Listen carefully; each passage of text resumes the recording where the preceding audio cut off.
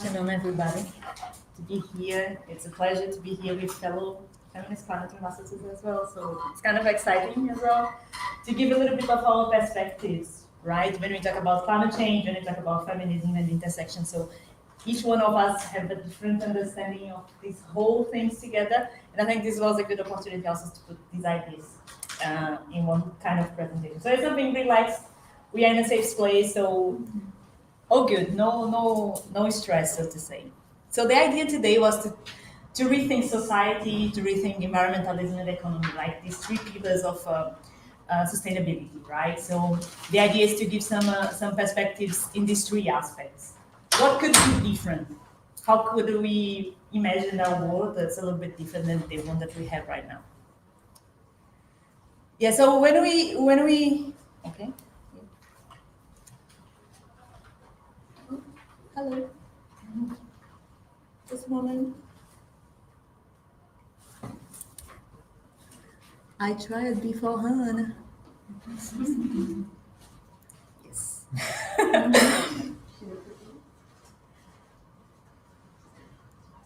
Yeah, so just to frame, before we start talking about these three pillars, I decided to make a kind of introduction, just to frame climate change, feminism, and intersections. Right, so when we talk about climate change, it's often this kind of thing, climate change has no borders, we are all together in this boat and so on, which is pretty true, right? But are we really one, or we are rather fragmented pieces of the same world, right? So we are indeed living a climate emergency, nobody can deny that anymore. So we are facing so many issues regarding climate change. This is something that it's no question about that anymore. So this is a stage of emergency that we are living right now. And actually this clock is ticking for quite a long time already. So when we think that we are having COP today, but this has happened for 29 years already, so this climate conferences and so on. Many people, many scientists, they don't even believe that we are going to be within 1.5 and 2 degrees, right? So this clock's showing us, right, that we are quite close to these boundaries. And what is that? Where it comes from? So I don't want to bother anybody with graphs and so on. I know that's annoying, but this one I find that's kind of helpful because it shows the CO2 concentration in 800,000 years. So we can see that we were always within a kind of range. And when we look at the last years that we have had, we see like this very big drop here. Big increase. So it's really sharp increase. So what has happened here that changed completely, right, the CO2 concentration in the atmosphere? So when we look a little bit quicker quick in time, so to say, we see that we had these annual emissions of CO2 increasing every single year and dramatically after the Second World War, right, when we had the Great Acceleration. So it's something that it's everyone tries to think that, no, we can't change anything, but this is rather new, what we are living right now. So it's not something that is so complex in a way that, no, it has always been like that. So just to frame a little bit in terms of timeline as well. So after the Second World War, we started living this carbon economy, where we rely almost 100% of the economy on fossil fuels, right? And the problem with the carbon economy is that development, the word of development got a synonym with fossil fuels, with emissions, and with climate change. So in the end, climate change became a kind of a externality, right? You have development, and then you have an externality there that's climate change, or you're going to have some emissions and so on. So this was what everyone is trying to sell, have been trying to sell, right? So, but we have development, and this is the most important. The problem is because also the development was really focused on a certain area of the world, right? When we think about the historical emissions that we had since all these things started, so to say, we have 62% of all the emissions coming from North America and Europe, right? So development mean that these areas in the world, they really benefited from this development. And of course, climate change is an externality, because if you are having development, why you would mind the other things, right? It's a price to pay, so to say, for development.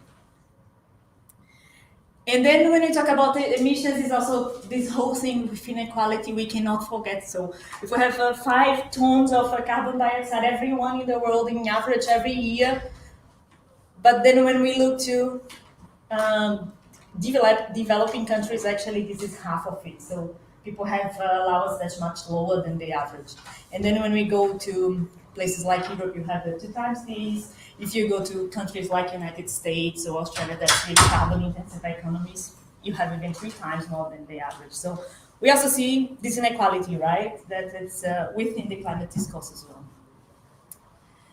And we can also not forget that when we talk about class, because the first 50% is only responsible for 10% of the whole emissions, while the half of the emissions are actually the responsible for half of the whole emissions are actually the richest 10%.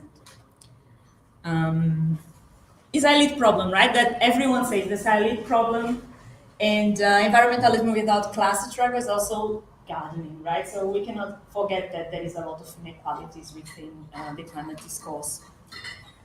And what about gender, right? We are here also to talk a little bit about gender. And then when we look at the picture of the COP representatives that are making decisions, and this week, last week, we hardly find a woman, right? Even though we're half of the world population, maybe I found actually 3, maybe there are more, I don't know.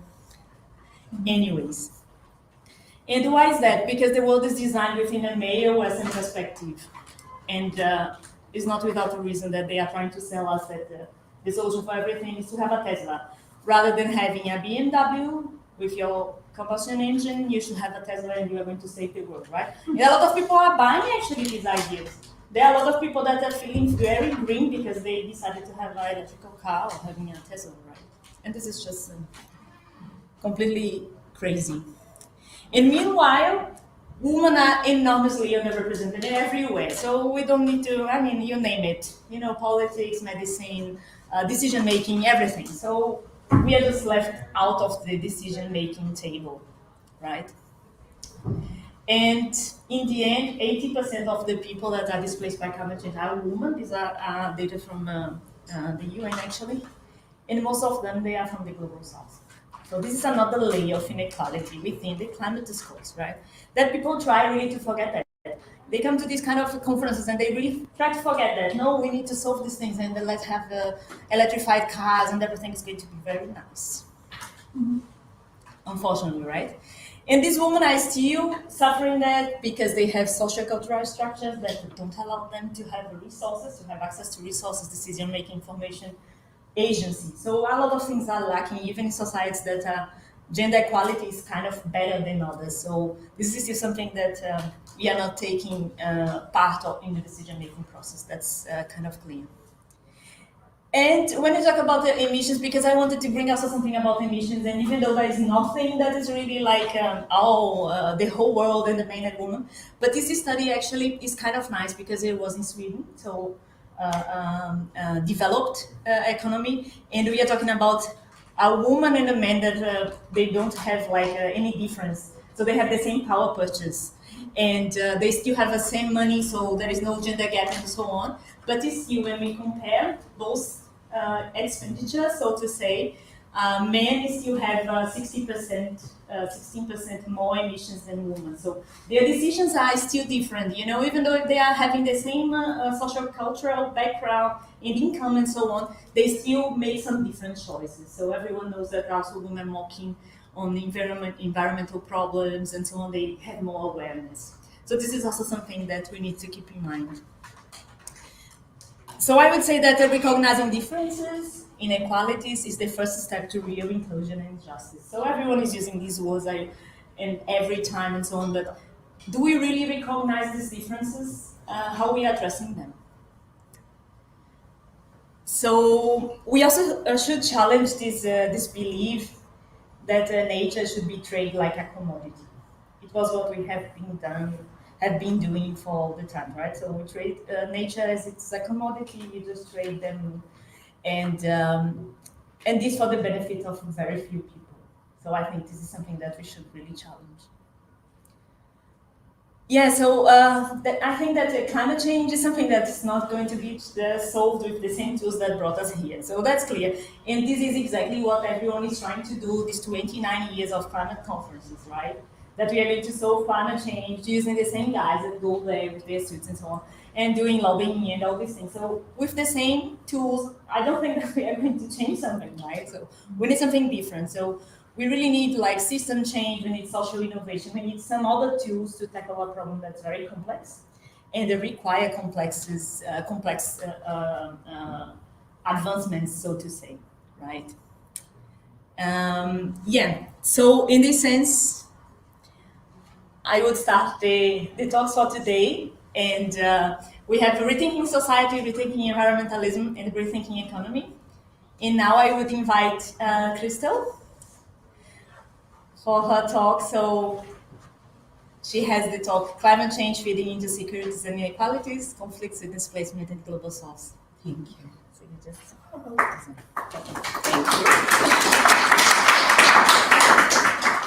Thanks. So as Gabby said, we will not be able to change anything if we address climate change with the same tools that we have been using up to now.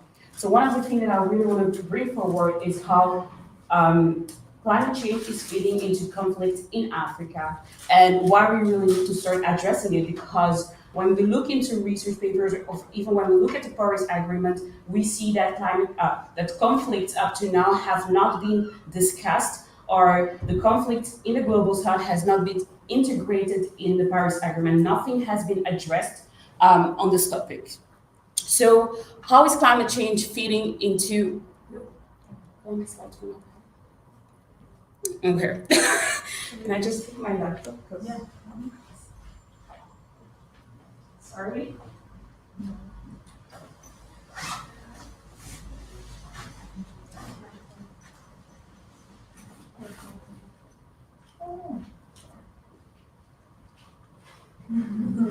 Sorry, guys. No, don't worry. No worries. Do you need help? Yes, please. I'm not a tech person. So, you just open your slides.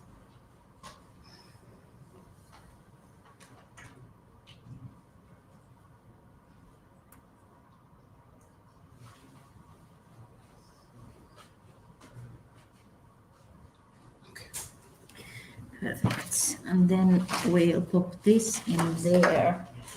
Do you have like and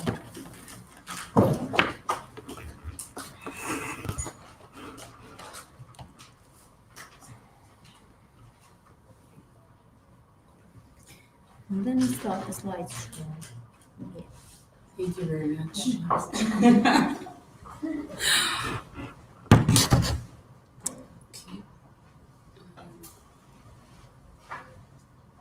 No, It doesn't work with my... Okay. Do you want me to do the recording? No, don't worry. It's okay.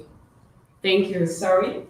So how is climate change feeding into conflicts in Africa? So the type of conflicts that we have on the continent is non-state conflicts and state conflicts. So when I say non-state conflict, it's conflicts based on ethnicity, religion, and also we have gender-based violence. One of the things that I really want to mention here is gender-based violence. And why? Because climate change is really contributing to gender-based violence. We see on the continent that women, due to the fact, like they're the one who are going, picking up water, walking miles in order to pick up water for their families. And due to the fact that drought is occurring in certain regions, women have to walk further away, and they're being exposed to aggression. They're being exposed to aggression, but also the fact that when we look, for example, in Madagascar, women, due to the drought occurring there, women has to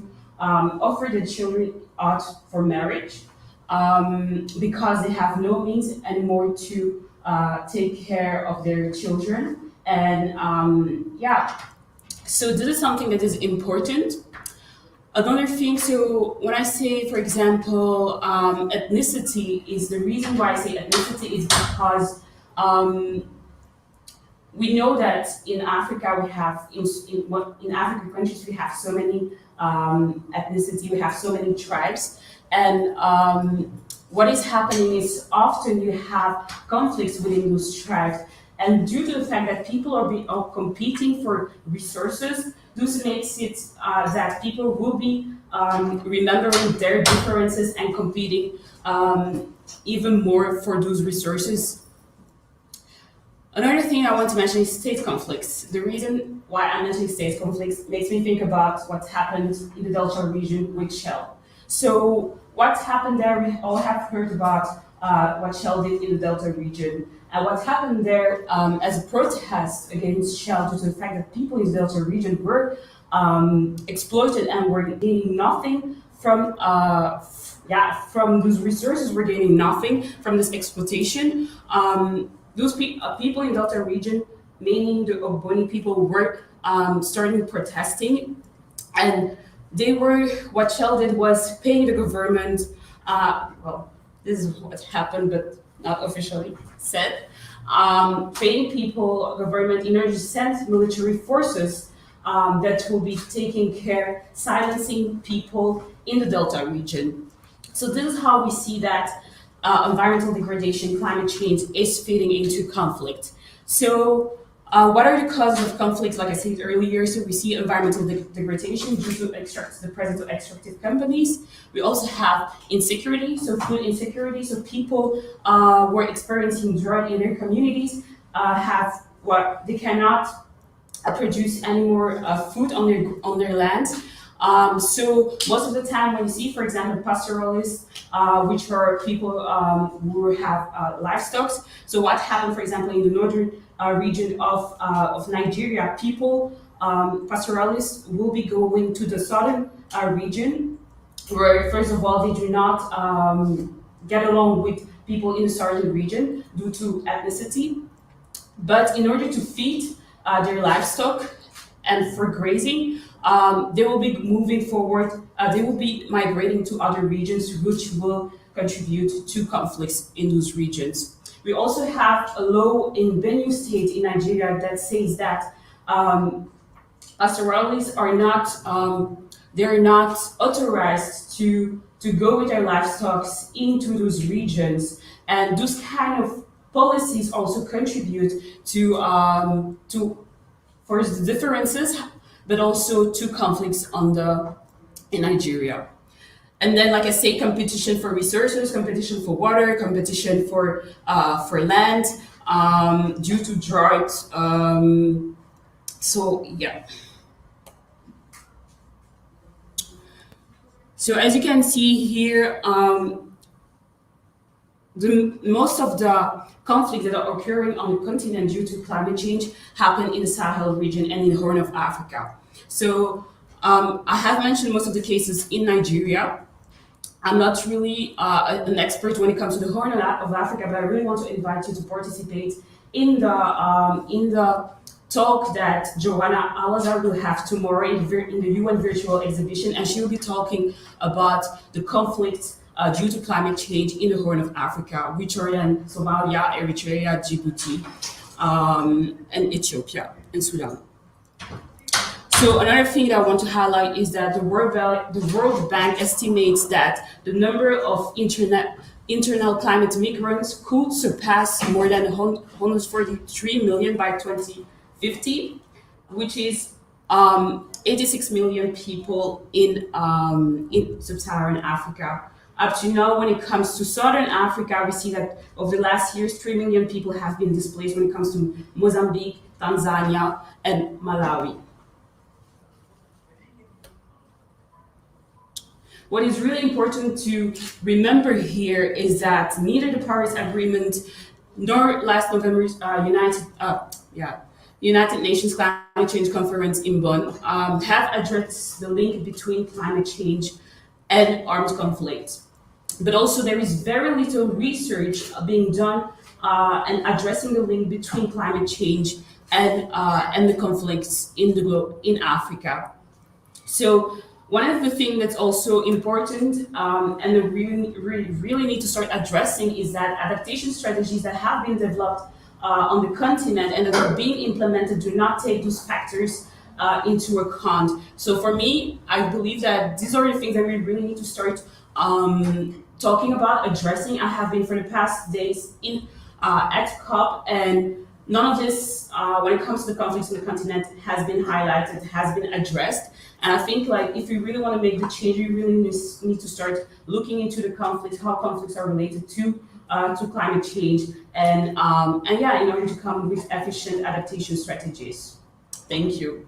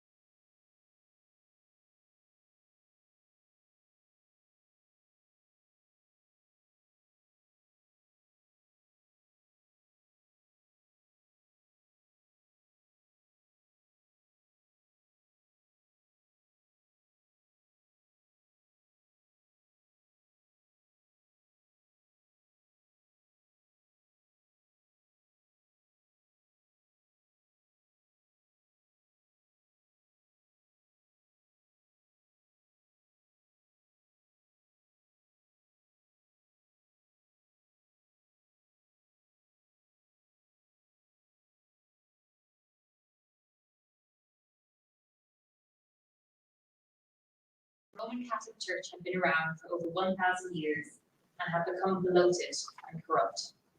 The Church had become an organisation whose reason for existing had deviated from looking after the community's spiritual well-being.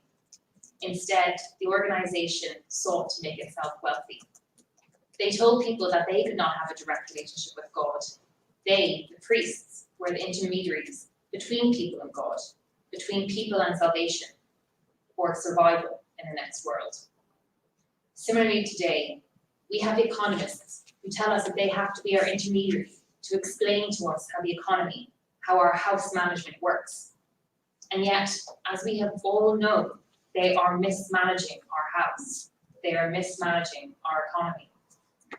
We all understand that the economy, our house, is key to our survival. But we do not really understand what economic policy, monetary policy, GDP, debt, or interests are. I say to you, do not be afraid when people throw these terms around. Language comes first in acquiring knowledge. So if one does not have language, then one cannot be conscious in one's decisions and actions. However, the language used by economists are dead. Similarly, in the 1500s, the religious ceremonies were not conducted in the language of the people, but were conducted in Latin, a dead language. A language that was no longer spoken by mothers to babies, by friends to friends, by sister to mother, by sister to sister, by mother to child. It was no one's mother tongue. Latin was not a living language, and yet it dictated people's lives. It controlled their relationships to their bodies, themselves, and their communities. Similarly so, economic words and economic language are controlling the management of our house, of planet Earth. What I'm saying to you might sound radical, but if we look at the etymology of the word radical, it means root. You will often hear politicians and civil servants say, we need a root cause analysis. So what they're saying is we need a radical analysis. And after we have conducted this radical analysis, we need to create radical solutions. We need to look at how we got here to know where we want to go. This takes courage, because you might feel as if you are isolated when you say that our world is bleeding out. And when in response, the most powerful and dominant voices in politics and in the media deny this reality and say that the world is not bleeding out, but that the world only needs a plaster. But remember, you are not isolated. Even if you are feeling this, you are not as alone as you think. Our generation is more climate aware than ever before. We are seeking out the root causes of climate action and seeking root radical changes and solutions. I finish now by using a widely cited story that emerged shortly after Trump was elected, and the world is reckoning with how we got a blustering, bombastic, would-be billionaire as president. An American college student named Trevor Hill stood up before a televised town hall meeting in New York and posed a simple question to the leader of the Democrats, Nancy Pelosi. Trevor cited a study by Harvard University showing that 51% of Americans between the ages of 18 and 29 no longer support the system of capitalism, and asked whether the Democrats would embrace this fast-changing reality and look for a new vision. Pelosi, in response, was visibly taken aback. I thank you for your question, she said, but I'm sorry to say, we're capitalists, and that's just the way it is. I ask you to remember what I said at the beginning. Question everything. In response, we should say to Nancy, why is that just the way it is? Is there another way? And if the answer is, Nancy, that you don't know, that's okay. We're here to look for new solutions. The footage of Trevor and Nancy went viral because it was powerful because of the clear contrast that it set up. Trevor is just an average millennial like most of us in this room, informed, curious, and willing to imagine a better world. Pelosi, a figurehead of the dominant narrative politics that has caused climate change, was unable or unwilling to entertain his challenging question. However, This is a challenge that we must address. There is obviously something fundamentally flawed about a system that only wants to seek material possession and increased growth. As my conclusion, I want you to remember that there is no divine reason from above that we need to use GDP as the sole tool, as the sole measurement of our economies. I want you to question those who say that this is the only way. Because after all, GDP measures everything except that, which makes this beautiful life on Earth worth living.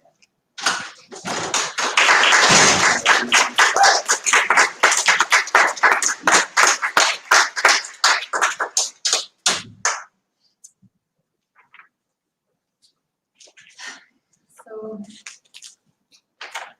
I'm also been given the honor to wrap up and give a conclusion. And I ask you the question, is a different world even possible? And I hope that with the information and the assessments and analysis that have been talked about in this room, that you do actually come away thinking, yes, a different world is possible. I'd like to thank Gabrielle for highlighting that environmentalism without pastoral is just gardening. That development equaling fossil fuel emissions does equal climate change, and that we must question that this constant searching for development and development in the world at the expense of our climate and our world.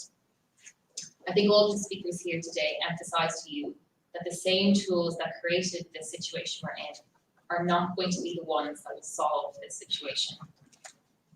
As Crystal highlighted, there are conflicts in Africa due to the extractive and exploitative companies that are there. They cause drought, environmental degradation, and create pressure on people that leads to conflicts. She highlighted that the Paris Agreement fails to make links between climate change and armed conflicts in Africa, and that even this COP is a cop-out and not looking is a cop-out and also not addressing these issues. Anna asked you all in this room to imagine what would a feminist climate policy look like. She gave an optimistic exercise where she asked you all to close your eyes and imagine what is possible. She asked you to imagine what would a world look like if we valued collective action. Reflecting on this is powerful. Another reflection from Delera on queer ecofeminism explained that queer ecofeminism is a resistance against the hierarchical oppression that got us into this situation in the first place. She explained that queer ecofeminism is a resistance also against the tools that got us here. She gave us different options and different ways of seeing the world, such as trying to see the world not in extractive and what you can take, but instead to see yourself in terms of reciprocity and forgiving as much as you take, and to see yourself as a relational person in relation to those and the world around you. Barbara built on these ideas of queer ecofeminism and asked us to look at what was invisible in our world. She told us that there is invisibility in work. There is no disclosure of wages in work allowed, which only benefits companies, not workers. There is no disclosure of sexual harassment in the workplace, which again benefits those in power, not the workers. And most chillingly of all, there is the invisibility of the emissions that have heated up this planet and the denial of our reality. She highlighted that Carson told us that we have the right to know. And once we know, then we are able to imagine different ways of being. We can make visible what we want in this world. Queer ecofeminism invites us to imagine a new world that's not yet born. She also told us about the vultures, which do not exist, but achieve living through multi-species entanglement. Again, highlighting that we do not live in a world of domination and submission, but instead one of interdependence. Louisa asked you all to think about it. If they do not give you a seat at the table, bring a folding chair. She also asked you to question, what was the table? If the table represents power, is it the power that we want right now? Is it the type of world that we want right now? Is it big enough? Does it include all of the knowledge that we think is valuable in this world? Or does it exclude those knowledges which have not been deemed male or worthy of can't read my writing, or worthy of inclusion? And finally, I asked you to think about what does the pursuit of material possessions at the exclusion of all else result in? And I think I led you to the conclusion that it does not result in a world and a house that is livable. So to finish up, I'd like you all, if you're comfortable, to close your eyes, and we're going to do a short meditation. So rearrange your body into a comfortable seating position. Usually this means having both feet firmly on the ground, hands resting gently wherever they fall in a natural position for you.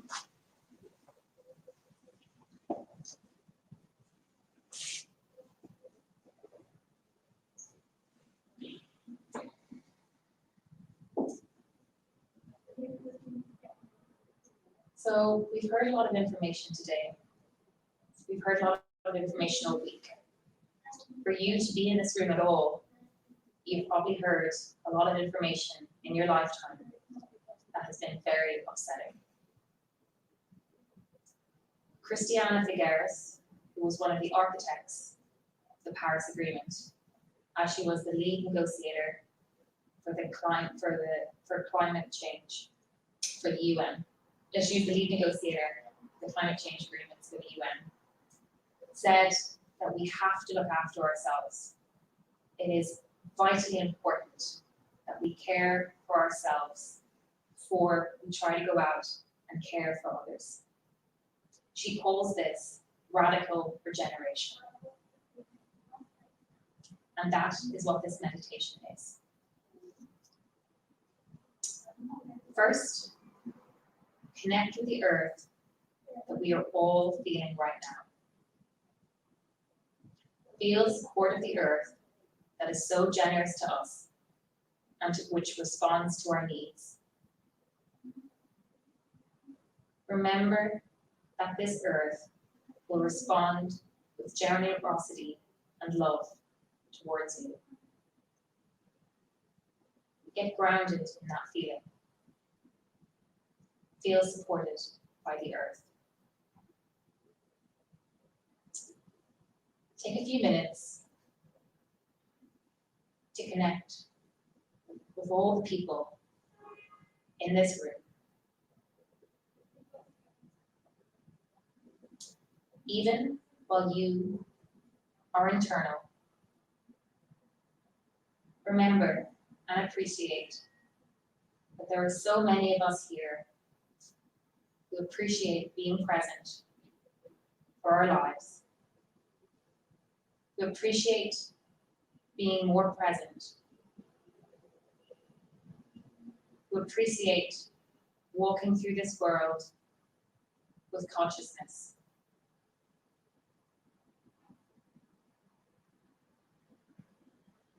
Remember that you are here right now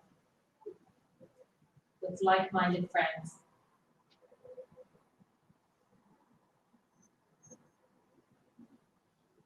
It is good to know you're not alone.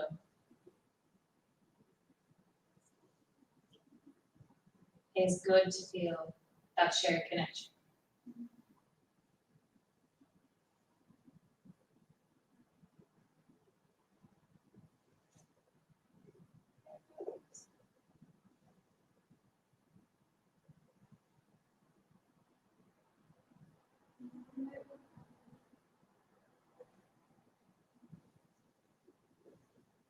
As your breath deepens, turn your awareness inwards and connect with this body and this mind and this heart and this consciousness called you.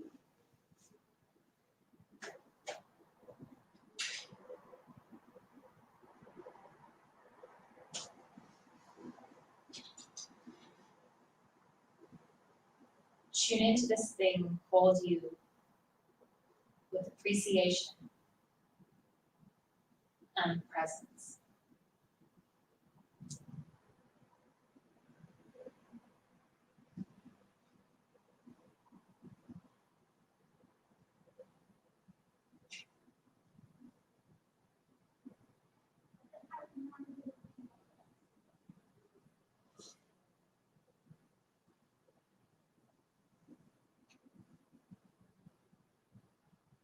In a world which values productivity, try to imagine a different world which appreciates stillness.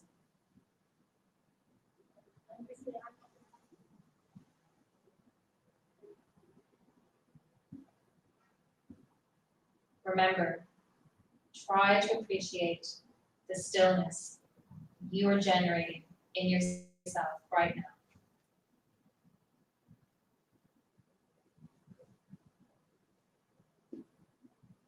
Know that this space is always available inside you. Know that this place of stillness will always call to you.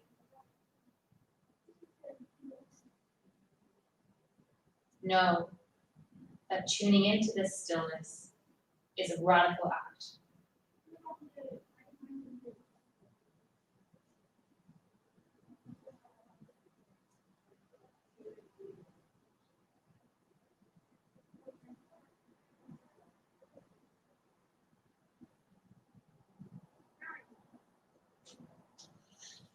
Feeling life as it moves through this form called you, you might take a few deeper and calmer breaths. Maybe take your deepest and calmest breath of the day so far.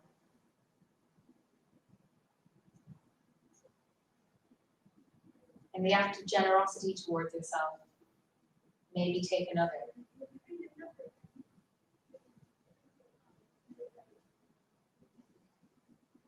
Let this deep breath, this calm breath, wash over you with ease.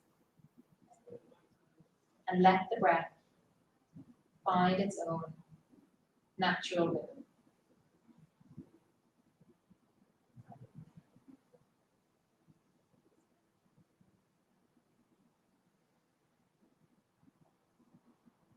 Let the breath breathe you.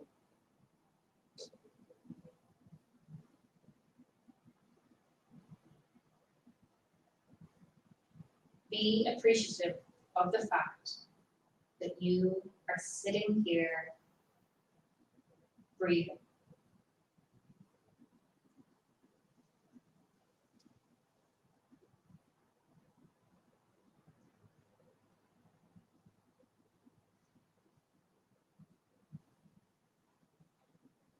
Let the mind, your mind, be relaxed and open.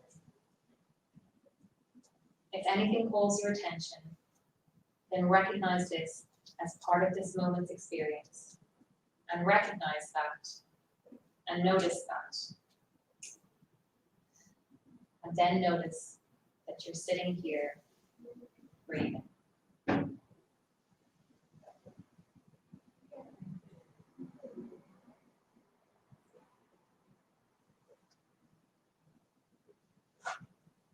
We all care for this house that we live in, this house called Earth.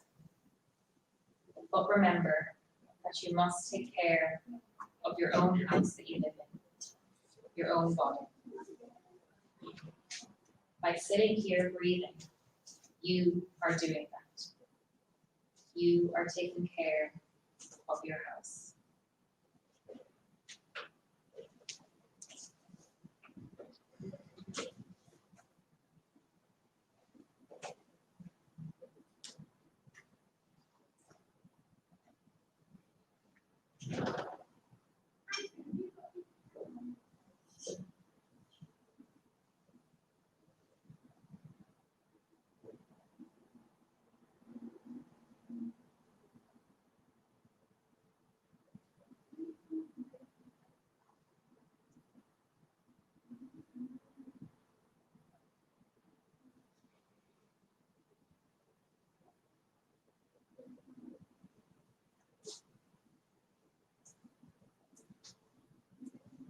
In these final few moments, take a breath and thank yourself for being here. Thank yourself for taking this time to connect with yourself and to connect with all in this room. Remember that you are not alone. Thank you all for being here.